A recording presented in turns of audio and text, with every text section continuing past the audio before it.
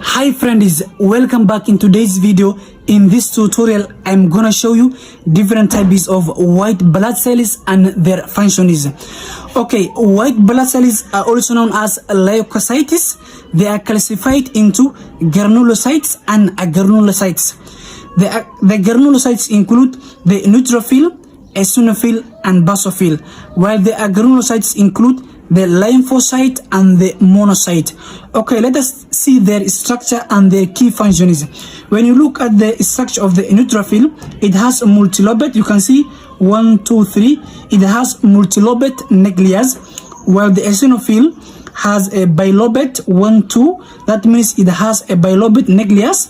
Let us see the basophil. Basophil is trio or bilobate nucleus, while the lymphocyte is in kidney shaped, while the monocyte is eccentric shaped. Okay, let us see their key functions. The neutrophil is responsible for killing bacteria and fungi.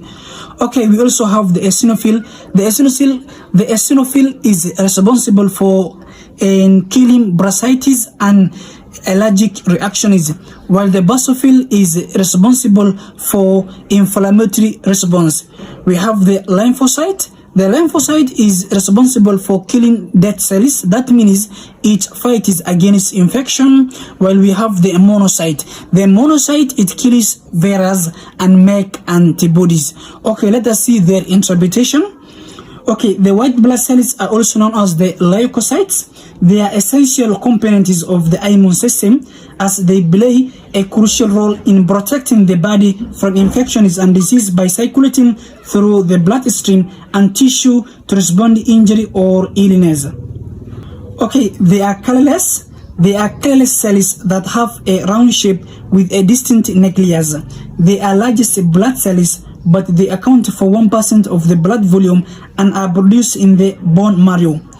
They have a nucleus, and some have a granules in their cytoplasm. Due to the presence of nucleus, their metabolism is more complex as compared to that of red blood cells. White blood cells have a unique structure that allows them to perform their function effectively. Okay, there are two main types of white blood cells, the granulocytes and the agranulocytes. The granulocytes include the neutrophil, eosinophil, and the basophil, while the agranulocytes include the lymphocyte and monocytes. Okay, what are granulocytes? They are the types of white blood cell that play an important role in innate immune response and injuries. They are characterized by specific granules in their cytoplasm, which contain enzymes that protect from pathogens and fight infections. There are three types of granulocytes, which include neutrophil, eosinophil, and the basophil. Each of the granulocytes have different functions. The neutrophils are the most abundant type. That means they are the most abundant, specialized in eliminating pathogens such as bacteria and virus, whereas eosinophil and basophil contribute to allergic response and combat parasitic infections. Granulocytes are produced in the bone marrow and have a short lifespan, typically living only a few days. The number of granulocytes in the body usually increases during serious infection, as they are counted as part of white blood cell test. So when there's infection, the number of granulocytes increases. Okay, let's start with the neutrophil. They are the most plentiful white blood cells that are crucial in combating bacterial infections. They occupy about 40 to 60% of the total white blood cells counted in the blood. They are originated from stem cells in the bone marrow, undergo differentiation, and enter the bloodstream. After circulating for 7 to 10 hours, neutrophils migrate into tissue, where their lifespan is limited to a few days. It has a lifespan of about 12 to 20 days. They have high mobility. That means they can move freely. They swiftly navigate cells and tissue during infections. Neutrophils can classify into two groups: neutrophil killers and neutrophil caregivers. Neutrophils are integral components of the innate immune system, as they are the front lines of attacking during an immune response. Okay, let us see the eosinophil. The eosinophil, they constitute about 1 to 4% of total white blood cells. They play an important role in eliminating parasites and in neutralizing histamine released during allergic reactions. It contains the protein plasminogen, which helps to dissolve blood clots. Eosinophils have a circulating half-life of approximately 18 hours and in tissue for at least 6 days. They are characterized by two lobate nucleus and undergo granules filled with the protein like eosinophil-derived nitrotoxin, eosinophil catenotic protein, and eosinophil peroxidase. They initiate and sustain inflammatory response, combat parasitic infection, and manage allergic conditions. At the same time, the eosinophil, they are mainly known as for anti-parasitic activity. That means it's responsible for parasitic infections and allergic response. They release various cytokines that support T cells function, including proliferation, activation, and polarization, contributing to communication among immune system cells. What about the basophil? Basophils are originated in the bone marrow and are distributed in various tissues throughout the body. They have very short lifespan. They serve multiple functions, including fighting parasitic infection, preventing blood clotting due to their heparin content. Heparin means that is a natural blood thinning substance, and mediating allergic reaction by releasing histamine and other substances like serotonin, inducing inflammation in areas exposed to allergens. They act as integral components of the immune system and collaborate closely with other immune cells such as mast cell and eosinophils. Notably, they possess a unique characteristic since they do not recognize previously encountered pathogen, but instead target any unfamiliar organism perceived by the body. Basophils play a vital role in facilitating the body's response to allergic reaction and contribute to inflammatory response during immune reaction. Okay, let us move to granulocytes. They are the type of white blood cells that has distinct and specialized function in supporting and participating in immune response.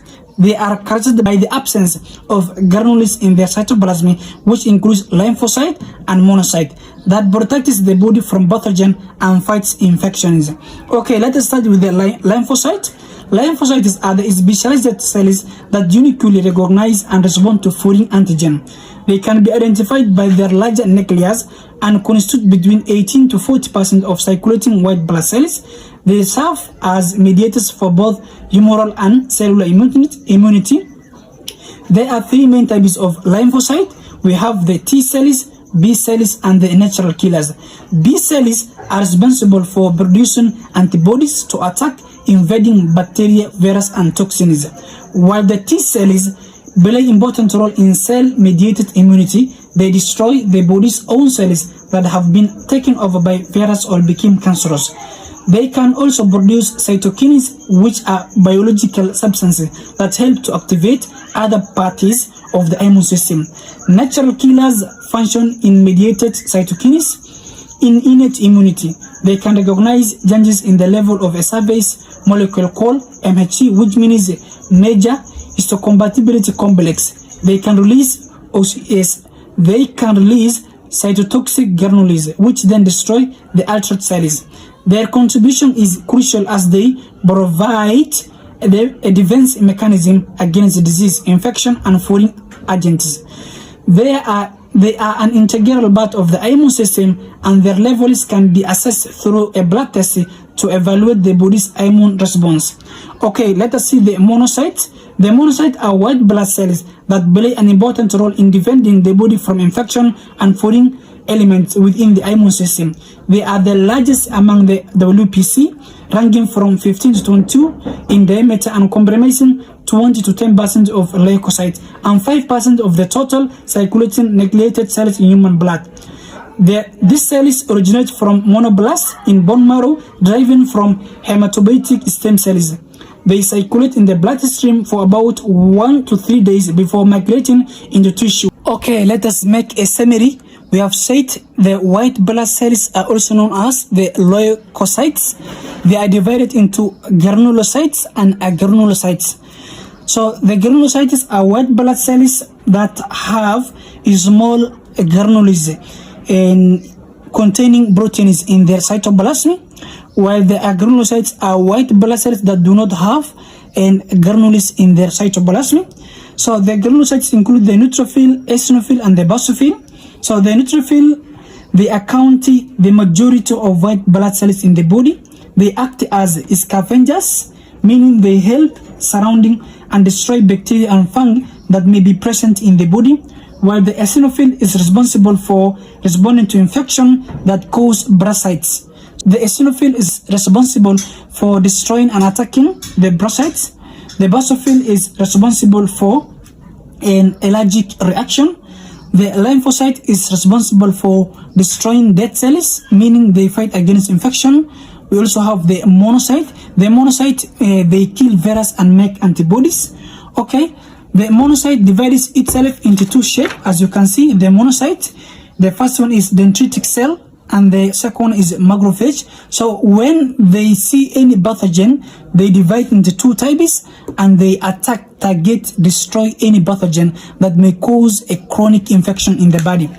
Okay, what about when you're identifying in the microscope? So make sure you learn their structure. So you can see the neutrophil is multilobate and the eosinophil is bilobate, while the basophil is trio or bilobate. Then the lymphocyte is in kidney shape and the monocyte is in a centric shape. So make sure you identify and you report the one with the highest number. What about when you're reporting? You can take a blood slide. So you can take a blood slide, then you can test and identify the white blood cells that may cause infection.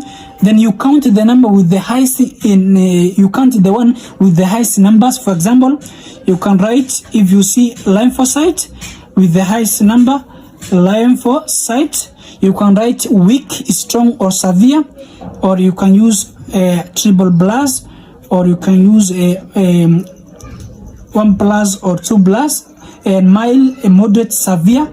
This is how you are going to report them when you are interpreting them through the microscope.